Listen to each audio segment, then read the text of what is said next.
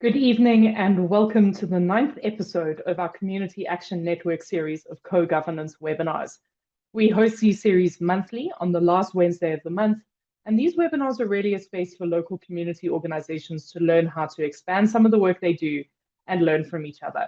We're doing something a little different this month with a project that is very close to our hearts at Joburg Can and Outer, which is preventing tax abuse and ensuring the citizens of this country get access to the services they need.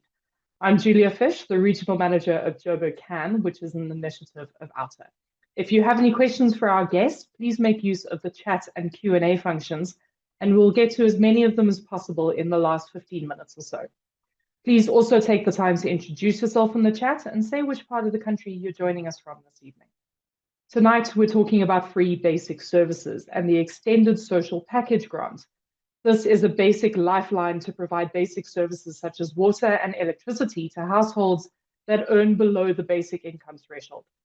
To discuss this, I'm joined by Dr. Tracy Ledger from the Public Affairs Research Institute and co-author of our report into free basic service delivery in the City of Johannesburg, and Reverend Seppo Matupatuba, the chairperson of the Yeovil Bellevue Residents Association.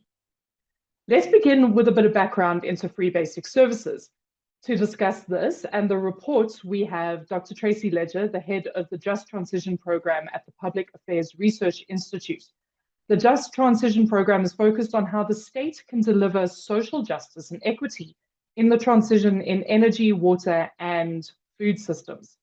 Dr. Ledger holds a PhD in anthropology from the University of the Witwatersrand and master's degree in agricultural economics from Stellenbosch University.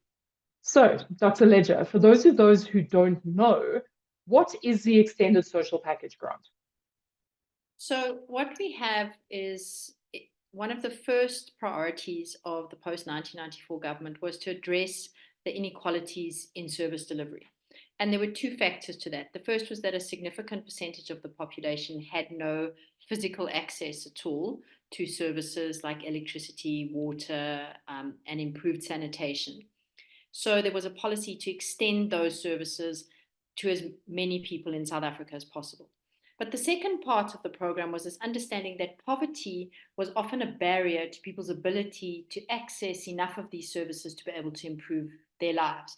So electricity, being connected to the electricity grid doesn't really improve your life if you can't afford to pay for electricity. You need to have access to water, but if you're too poor to pay for it, you can't have access. So in recognition that access to services was critical to reducing poverty, but that poverty itself was a barrier to people actually getting access to these services, the state developed a number of free basic services, which together make the package of free basic services for poor households. Now, what this is intended to do is to provide an absolute minimum level of services to households that live below the upper bound poverty line. Essentially, at the moment, slightly over 11 million households are funded for the package of free basic services. And what it is it's 50 kilowatt hours of electricity every month, which is obviously much less than a household needs, but still it's a contribution to that. 6,000 liters of water a month per household, also below what a household really needs, but still a package. Basic sanitation and basic waste removal. And the value of that package of services is estimated to be worth almost 700 Rand a month to households. And the intention was that every poor household in South Africa would get access to these basic services. And that's a policy that's been in place for about the last 20 years. Thanks, Tracy. Now, this is a grant that is decided and dished out from National Treasury to municipalities. Yes. And it's a non-conditional grant. Can you explain what that means? So what we have is people access these services, water, sanitation, and waste removal from their municipalities, and they get electricity either from municipalities or from Eskom. But the municipalities are 100% in charge of implementing the free basic services. Even if you get your electricity from Eskom, you still have to get that benefit via your municipality. So the way it works is that the municipalities decide who qualifies as an indigent household. They're supposed to keep a register of who is an indigent household, and then they make these services available to those indigent households. If you get your electricity from Eskom, they're supposed to tell Eskom that you're an indigent household and give Eskom the money so that Eskom can give you the credits. So even though municipalities are in charge of implementing the free basic services, they don't have to pay for that out of their own budgets. They get a grant every year in the national budget. If you go and read the details of the national budget, and there's an equitable share every year which divides the revenue between national government, provincial government, and local government. The biggest part of the allocation to local government in the equitable share is in fact to subsidize those free basic services. So what happens is national government estimates, together with Stats SA, how many poor households there are in each municipality. They calculate the cost of providing those services, and then they transfer that money over to the municipalities. But National Treasury doesn't say you have to give the money to this many households. So let's say City of Joburg gets funding to provide the package of free basic services to almost 1 million households every month, and they get that money from National Treasury. So that's about 685 million rand a month times 12 gives you the amount of money that the city's received from National Treasury to provide those services. But because this transfer is part of the equitable share and not a conditional grant, technically the municipality doesn't have to provide services to all the 1 million households.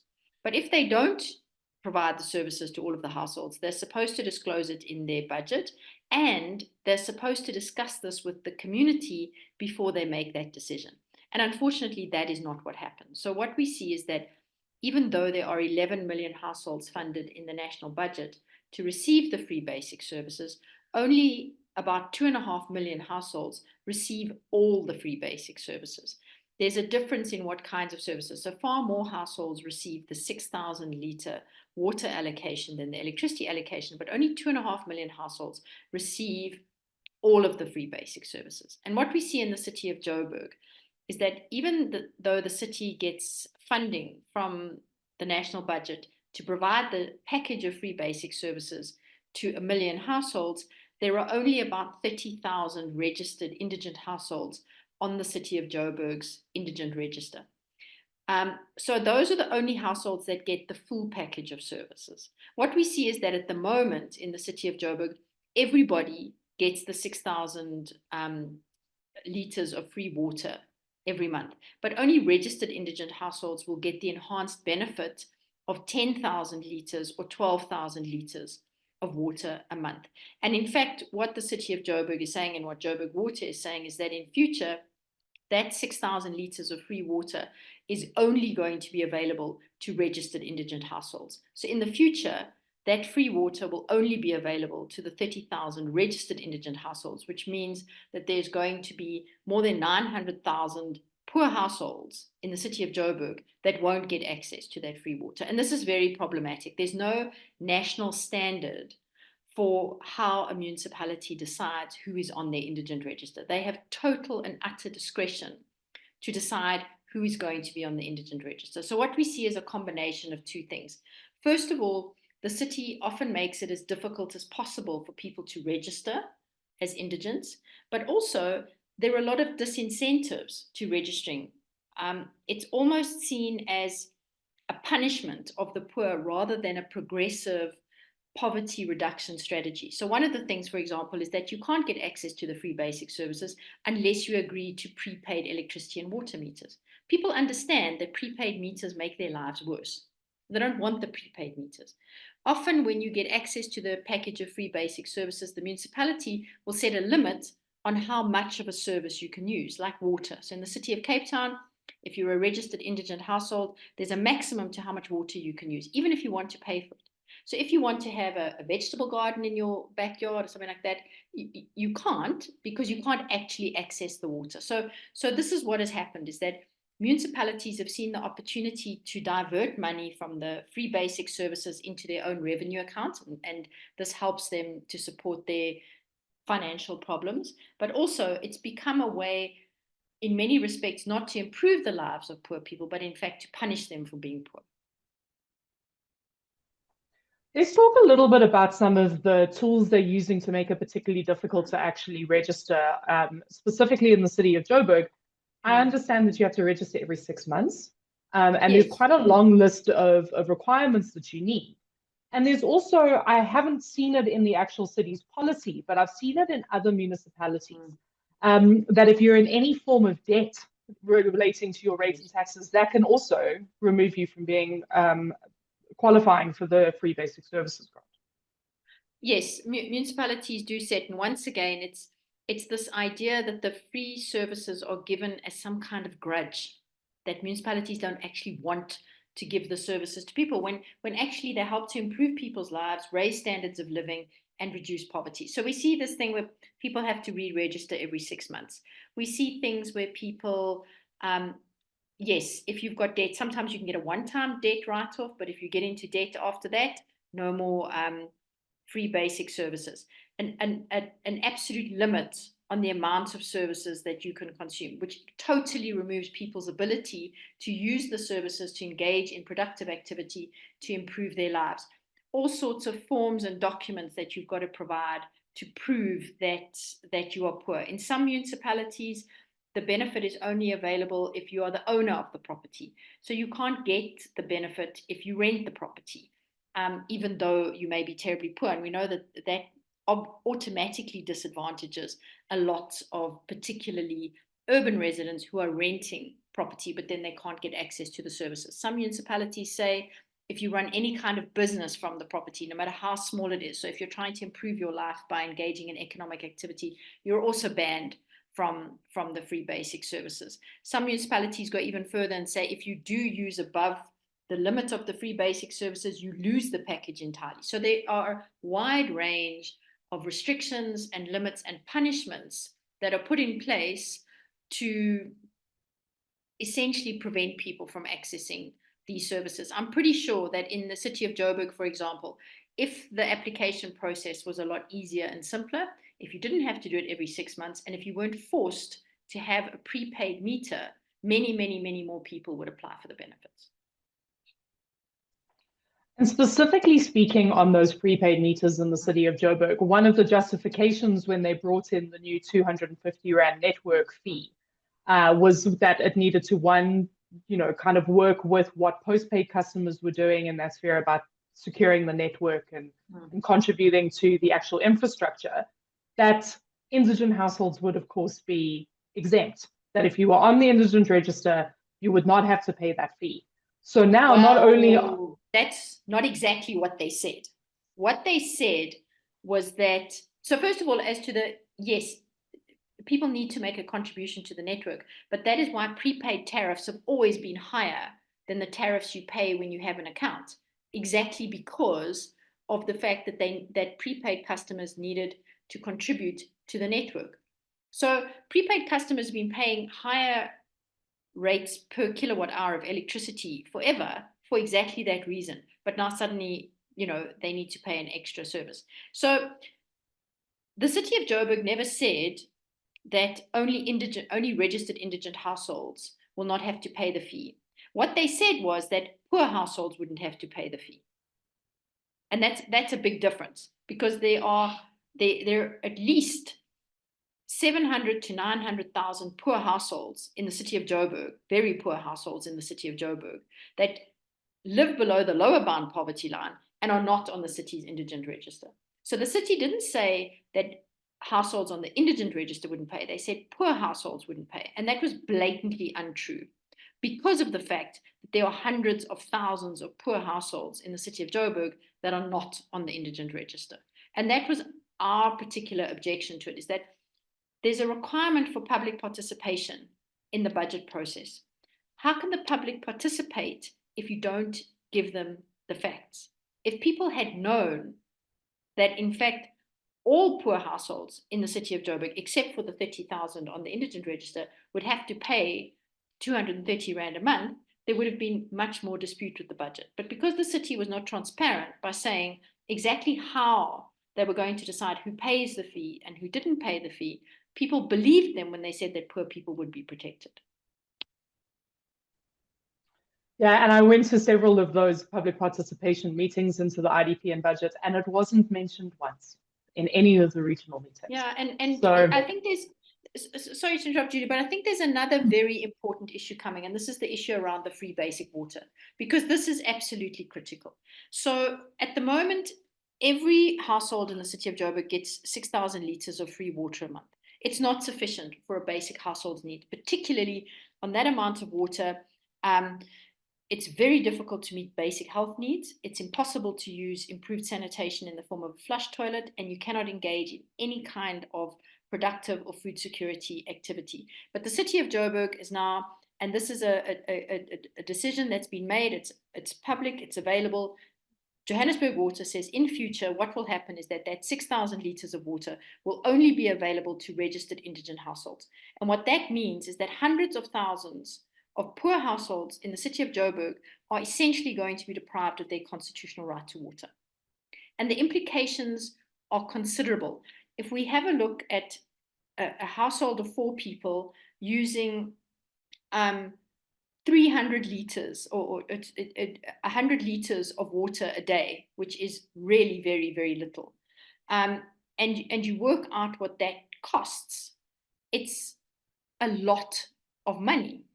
And the point going forward is that poor households are going to have to find that 200, 300, 400 rand a month to pay for water out of money that they desperately need for food. And I think it is very, very important that this action is not implemented by the city of Joburg until they have demonstrated that their indigent register actually reflects poverty levels in the city.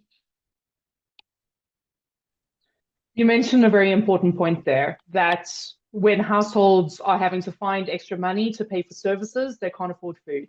That's one of the major consequences of this grant being misused. Absolutely. All the research shows quite clearly that the main item that households sacrifice to pay, especially for electricity on prepaid meters and for other municipal services, is food. 25% of households in South Africa live below the food poverty line, which means that their total household income is not enough to pay for a basic basket of food. And I think that what we see is that providing these basic services in many instances is not improving people's lives. What it is it's actually making people's lives worse, because people have to sacrifice food for themselves and food for their children in order to pay for these services. We've done a little bit of research on exactly how affordable services are.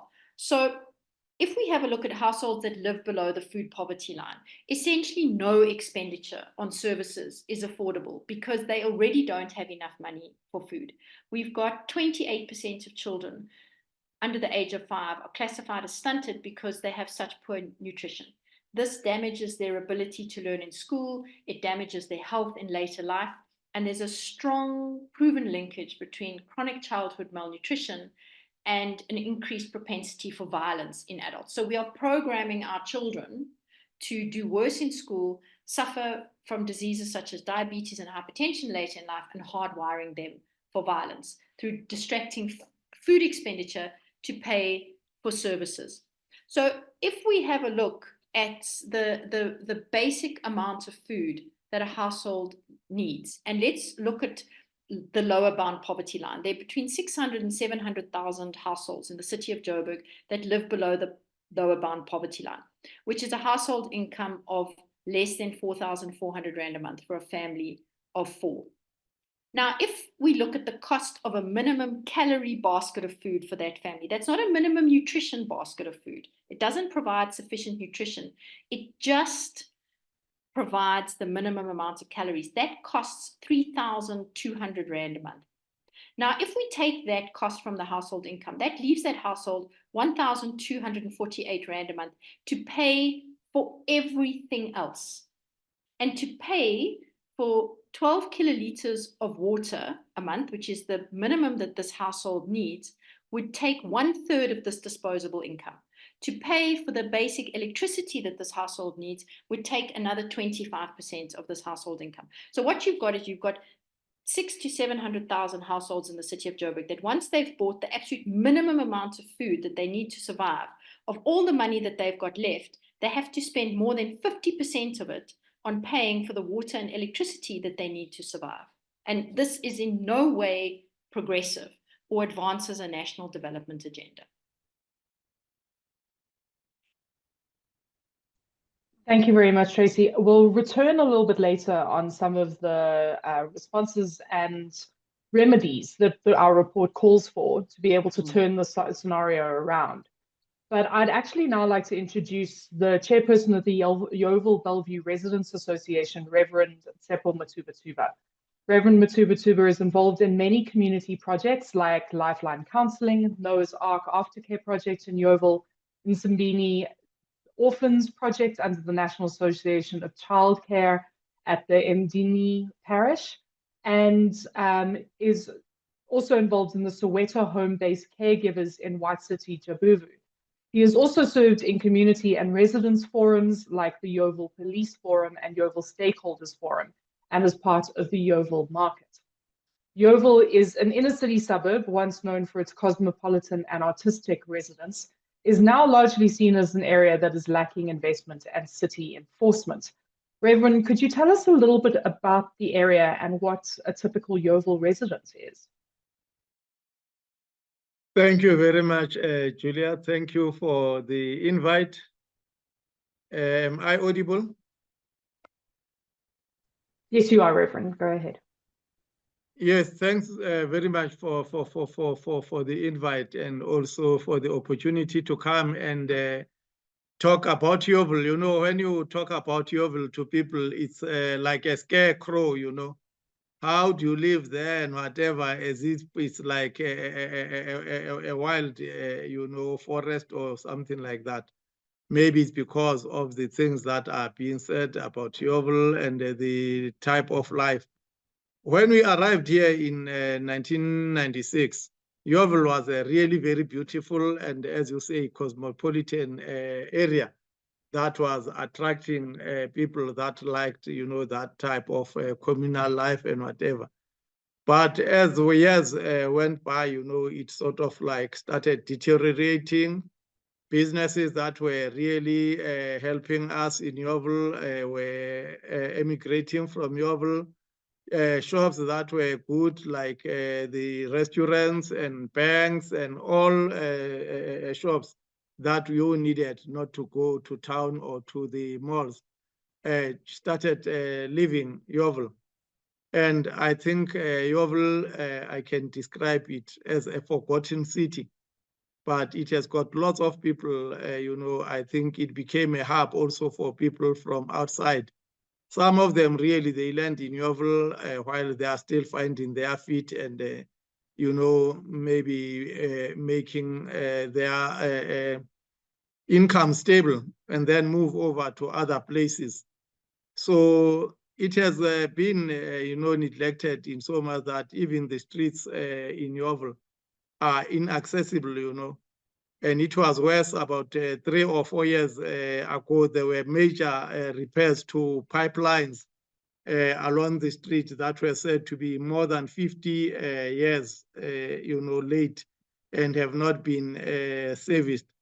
So the streets were actually dark, and you found that after the digging of the street and finishing of the work, the roads were left like that. The pavements were also distracted.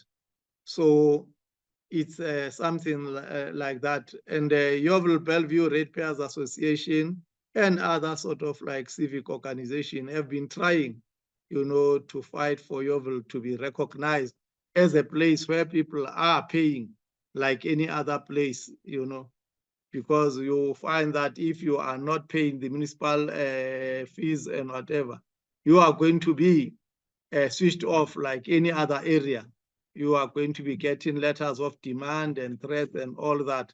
But at the end of the day, when we need to get the services that we actually deserve, we are put on the sidelines. I think it's because mostly people that have been, on the upper levels of the social structures have moved away from Yeoville and are in other areas that they know they are going to get money worth of their rates and services. So roads, pavements, refuse removal, and the general infrastructure, nobody is actually looking after Yeoville. We have got a lot of utilities like City Power, we have got Johannesburg Water, we have got City Parks, we have got Pick It Up. All those utilities, are not really taking care of Yeoville. And as a result, even the level of crime, is actually getting worse in Yeoville. So I think things have been compounded, I think also by this load shedding and lack of electricity for quite extended periods. For example, in the late November, early December, we had a power outage, which actually resulted in the burning of the substation that is feeding Yeoville and other areas. It takes power from Sebenza, and then it comes to Observatory. From Observatory, it's a bigger station that distributes to areas like Yeoville, Kensington, Divershof, and all the other observatory areas. I think the Bellevue substation had not been actually serviced for a long time. So it was time and again tripping and causing, it actually at one stage caused fire on the observatory fire station, substation, which actually was also run on a cable that was said to be 63 years old. And it was those old 88 kV cable that was actually working on oil, So for the period of about nearly 4 weeks, because I remember it was the latter part of November, and we nearly had Christmas without power. Virtually for those 3 solid weeks and maybe going into 4 weeks, we were virtually in the dark without any power, being told that we need to wait for something like 3 months, 6 months, up to a year in order for money to be sought in order to fix the 88 kV. And they tried to sidestep it and get some direct connection. But apparently, that direct connection was quite heavy for the residents of these suburbs of Yeoville, Bellevue, and also other areas that are feeding from the Bellevue substation, like Upper Houghton, and part of observatory, like the gated area, just down when we are going towards Eastgate, Urania Village, is called Urania Village. So all those places were without power for 4 weeks. And what happened, is that when they restored the power, they said we are going to be on what is called load rotation, because now the power could not be sustained with the cables that were actually linking directly and not going through the 88 kV per cable. So every day we were load shedded for 4 hours, 3 times a day, because when they light the area of Bellevue and Urania, they would switch off the area of Yeoville and Upper Houghton. And then when they switch them on, so sometimes you would lose power for about 12 hours a day with those rotation of 4 hours. So it was really quite serious, and we tried to protest about it, but there's nothing that we could do. We could scream and do what, but City Power was actually saying they don't have the money. And I think earlier in the year, there was fire in Braamfontein. I think we know of the cables that were stolen that caused fire. And within 3 weeks, that power was restored, and we were leg to stand on to say, why are we being told about 6 months to 12 months when Braamfontein could only be restored? And it also had an 88 kV cable like ours. So I think that speeded things a little bit up from there. So then we know that towards the elections, the issue of load shedding was suspended, which is still suspended up to now. But we still bear the brunt of what is called load reduction now, because we are part of the people that are using a lot of electricity. It's not only Yeovil, Bellevue.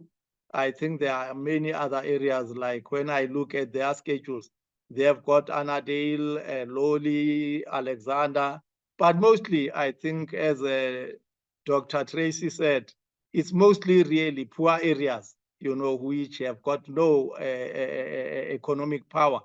So I think this is like some sort of economic discrimination that is happening.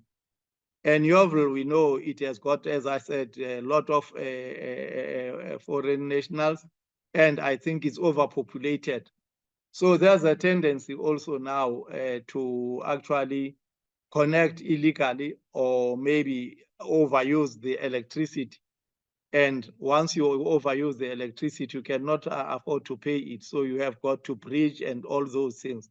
So they are actually making an excuse that there are illegal connections. But we are saying why? Because sometimes even if they are tipped that such and such an area is having an illegal connection, they never actually even come. Instead, the city power contractors are the ones that are even facilitating that issue of people actually connecting illegally. Because when you report, they will come and disconnect. But at night, you will see people connecting those. By the morning, those people are back on the grid again.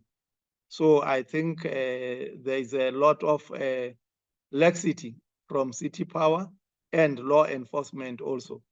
But now the people that have got to bear the brunt are the people that are paying. Dr. Tracy was also talking about actually being forced to go on prepaid meters.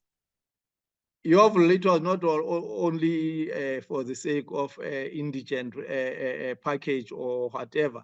We were actually, because maybe we were defaulters or whatever, but when we looked at some statistics, it was said Yeovil is the most paying area, region F, when you look at all the regions. Region F, which has got areas like Yeovil, Kensington, and other, is the region that is mostly paying in terms of electricity and other services of the municipality.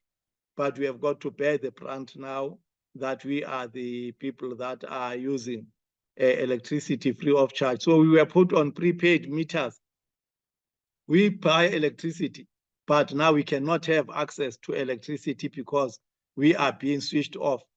So which is something that is really very terrible for our people, and people are complaining. Yes, we would understand if we were going to be paying after using, but we have been forced onto prepaid meters. I remember late last year, early this year, they were actually upgrading our prepaid meters into smart card meters, which they can control from their offices, because before, in order to be able to do something, they had to come and switch you off. But apparently these smart meters that they were installing, and we were not even given a choice. You would just see people knocking at the gate, we have come to change your meter, and this is what you need to do and all that, So I think, yes, Yeovil is suffering the brunt of maybe being an economically depressed area, and which has turned out to be also an area that is actually overcrowded. And now it bears the brunt of actually now using facilities illegally. Now we have got another shedding again that has come to us. It was electricity for the longest time. But of recent times now, we are now even suffering the water shortage. Like I can tell you now, the upper areas of Yeovil towards the tower, places like Natal Street, Isipingo, Highlands, and all that, they haven't been having water since last week. And even up to now, there are still WhatsApp groups saying, do you have water? What's happening? And yesterday we were told that we are going to be getting tankers. So the tankers cannot really even service that big area. So you will find that there's one tanker and it doesn't make that much difference. And part of that is because of electricity, because when the electricity goes, the pumps at the dam stop working. And so sometimes if the electricity goes for a long time, the water levels go down. But I think we know now immediately that there is this water crisis. Today, there was a notice that they will be introducing the new COO of Johannesburg Water or whatever. So some of our members went there, and the MD of City Power of Johannesburg Water was actually talking about the rehabilitation of about 132 dams, and he says he was saying about 26 are critical dams, and Yeoville is one of those critical dams, that is going to be attended. So how long is it going to take? And because sometimes projects start and they never get to finish, and we may be actually starting something that is going to make us suffer more than it is going to help us, because if it's only a matter of when electricity is not there, there's no water. But if now they tamper with the infrastructure and do not actually finish the job, we are going to be actually without water for a longer time. And water spillage is all over the streets, nobody, even if you report, there's nobody who takes care about it. But it is said water is a scarce resource in the Johannesburg, and especially in Gauteng now, as things are turning out to be. Thank you so much for that picture. I think it's really important for people to realize what the reality is on the ground in most of these kind of seem to be poor and struggling communities. I understand that this topic is not a usual one for our audience and affiliates, what we usually do on a monthly basis here. As many of the people who join us and are part of the Joburg Can family aren't necessarily people that qualify or live in communities that seem to have an effect, like Yeoville Bellevue, on access to the share of resources and the like. But this really does affect us all. The debtors book of the city is showing that about 58 billion rand is owed for services to the city. And a lot of that comes down to the fact that either the billing system is incorrect and people don't trust what they're being billed and the billing system is wrong. But a lot of it is because people just simply cannot afford the services. And if the indigent register was working as it did, that money would directly go back into the infrastructure in communities like Yeoville and Bellevue. And we'd actually have working substations, because every time like that long outage you had, you're told it's because illegal connections and people aren't paying. Mm. So we're also looking at CapEx budgets. So this is the amount of money people are spending on infrastructure in the city. In the current financial year to date, they've spent 1% of what they're supposed to be. And it's because the money just isn't there. They're not collecting revenue. And the maintenance of the city's infrastructure and assets, which you spoke to, Reverend, is at about 3% of the asset value, where it should be at about 8%. So there isn't money going back for paying for services like we've seen if the indigent register was actually paying the utilities like Joburg Water and City Power.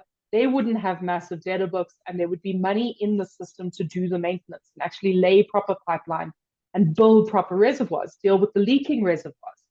But because Julia? the money is being, yes.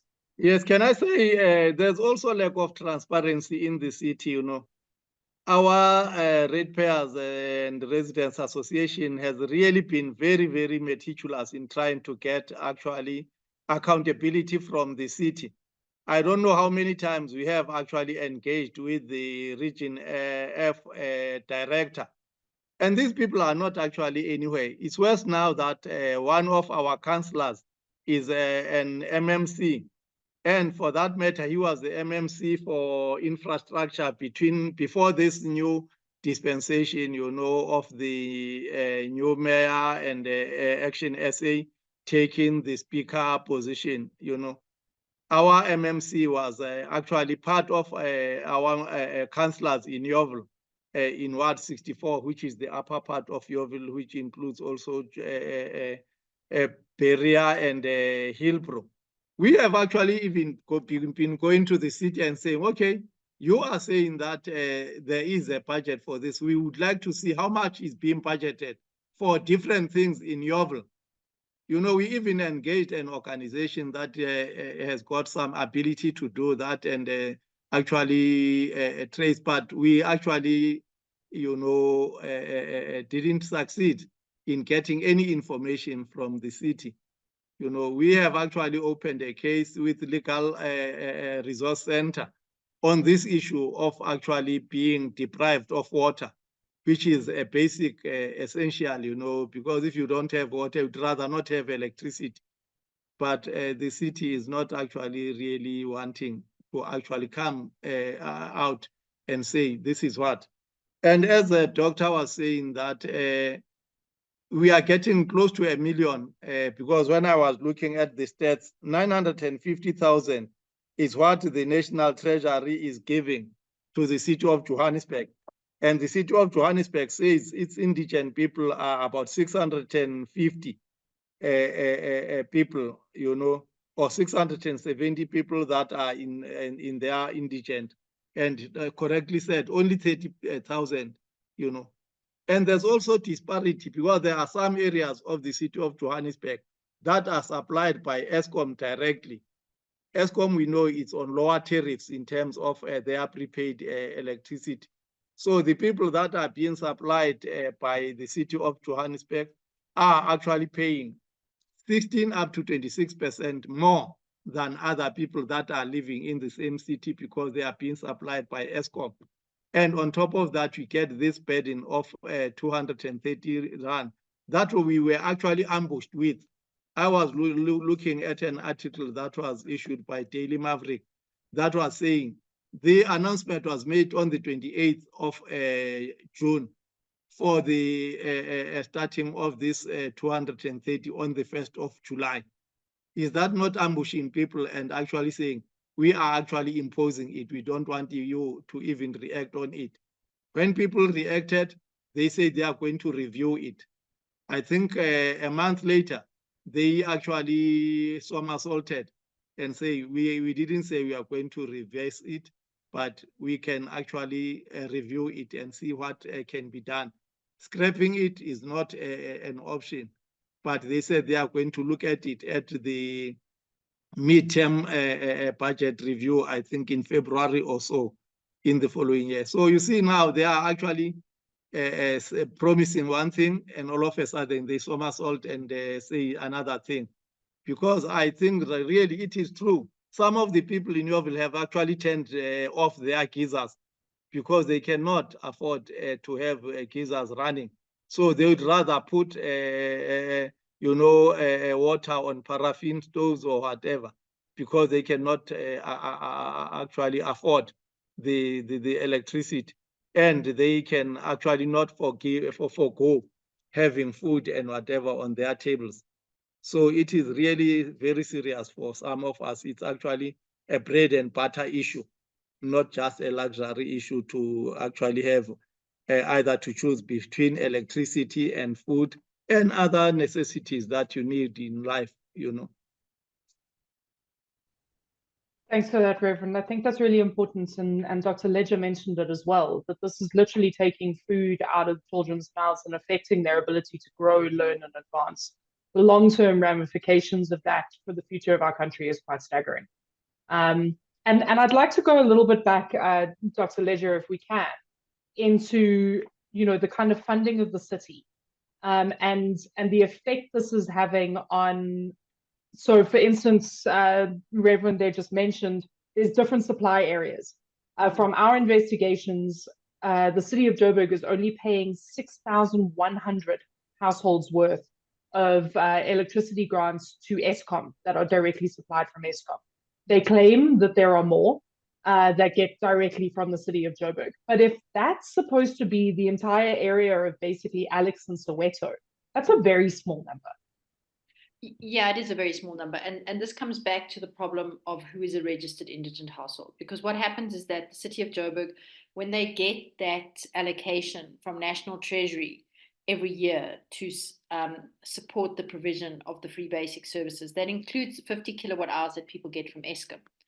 But Eskom itself is not involved in any way in the implementation of the free basic services.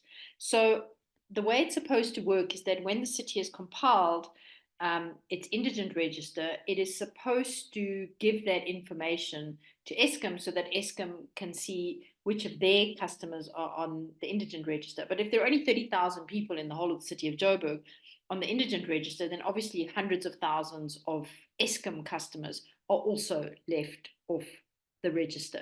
And as I said, there's nothing that Eskom can do about it. They need to get the information from the city. So I'm not surprised that the number is so low of households that are getting the benefit from Eskom, because the indigent register in the City of Joburg is so small.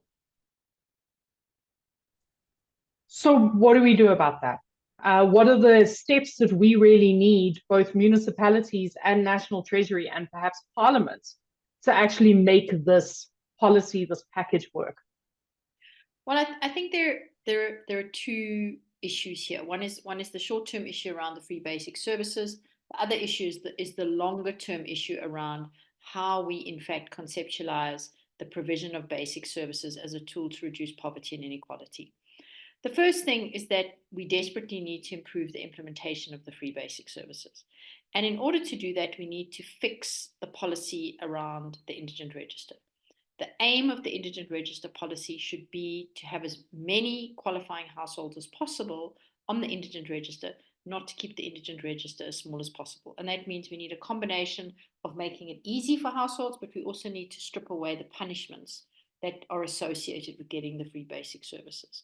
And I think that this is very much a process of reform that should be led by communities, that communities have a big say in what the indigent register criteria should look like. How do you get onto the register? And change this thinking that somehow it's the free basic services are this grudge purchase. That they're not. They're really intended to improve people's lives.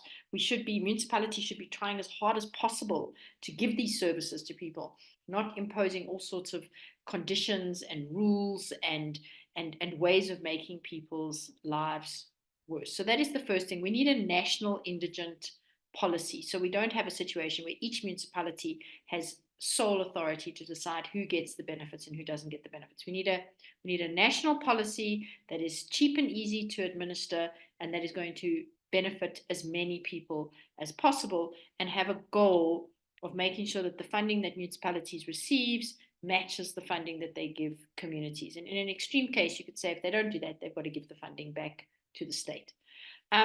So that is the thing that we need to do in the short term. We need to make sure that instead of only 30,000 households in the City of Joburg getting the free basic services, we need to have that number as close as possible to 1 million households.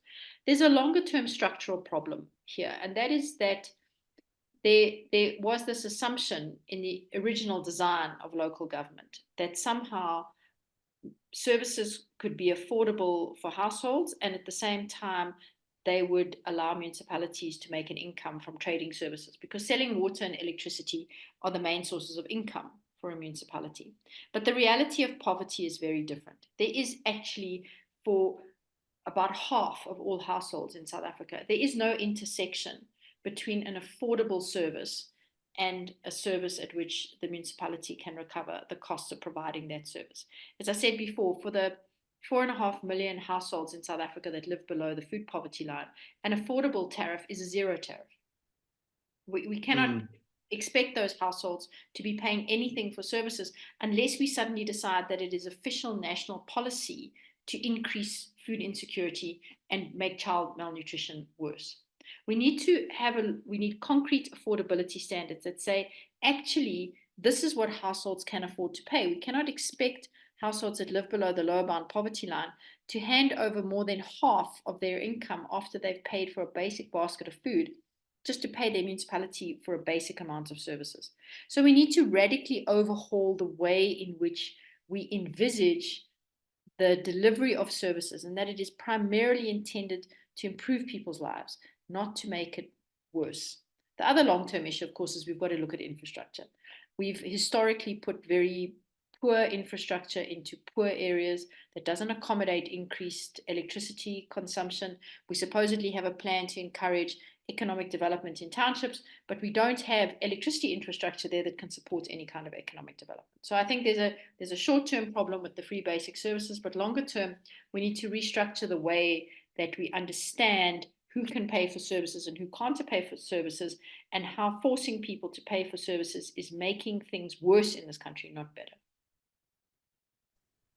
And just basically go back to the intended purpose of what this package was supposed to do, and that's restore dignity to people and give them access to basic services that they didn't have and infrastructure that they didn't have in previous administrations.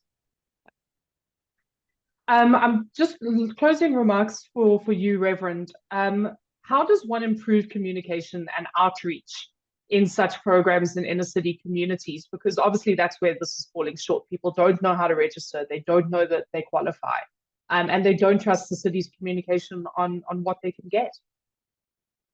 Yeah, I think everything, in the government offices is a strain, actually, even to actually access, You talk about the health system, you talk about the water, and you talk about everything that you need to access.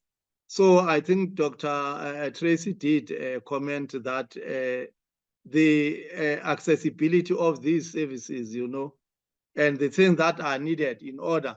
And I believe a lot of people in places like Yeovil, are renting. And even if the landlords would put a meter for them, they wouldn't actually be able to qualify to go to the municipality and say, I am an indigent because I'm earning this, because that meter is not in the name of that person and is also not in the property of that person. And also I read about something that you need to go in person. And you know how it is to go to these government offices where you'll have to be there maybe as early as 5 o'clock. And if you are lucky, you go to the clinic, you are there at 5, but sometimes they'll tell you, we only take about so many people. When it comes to that number, you are just cut off and you have got to go back and come back. So I think the accessibility and the mechanisms of accessing these services, it's a problem. And also, like this basic income grant that has been given to people that are not working and whatever, how many people are actually accessing that, because some people will just be turned down. They don't even know why they are being turned down. So I think these services, whether it is in municipalities or it's in government in broad, they are just dangling a carrot to people, which is not actually being able to be accessed and to be actually benefit from. So I'm not sure what really mechanisms and how is it that out of 670, let's take their figure of 670,000 people, only 30,000, if that is still true, because some people, if they have got to go there after 6 months to go and renew, this and that will be needed, and they'd rather stay home instead of spending money to go to these places to get the service which they don't get. So I'm sure it's even much lower than that 30,000. So how we go around that really is a question that needs to be answered, which I don't really have much contribution on, especially in Yeovil. That I'm saying Yeovil is more a place where people are coming from other provinces, from outside South Africa.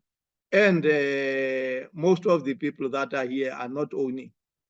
And we find that the overpopulation of Yeovil, it's about people that have come to want to live closer to the inner city, so that if they want to go to town and other things is better, they are not going to expend that money. So increasing the thing, and what are they doing with the money that they are not actually spending on these people? Because the treasury should actually be asking. So we have given you 1 million worth people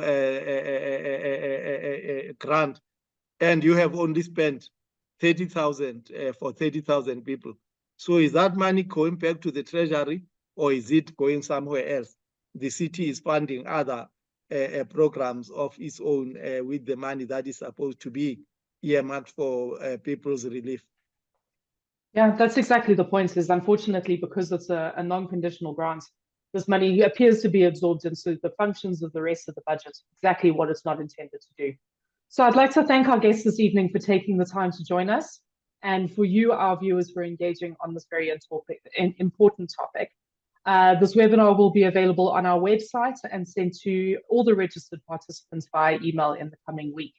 If you live in the city of Johannesburg, please visit www.joburgcan.org.za. There you can get updates of our work and see the specifically dedicated FBS webpage we've developed. Our report is there, and there's an actual link for how to register for the extended social package grants on the website. That takes you directly to the Joburg site, where you can actually do it online and you don't have to go in person.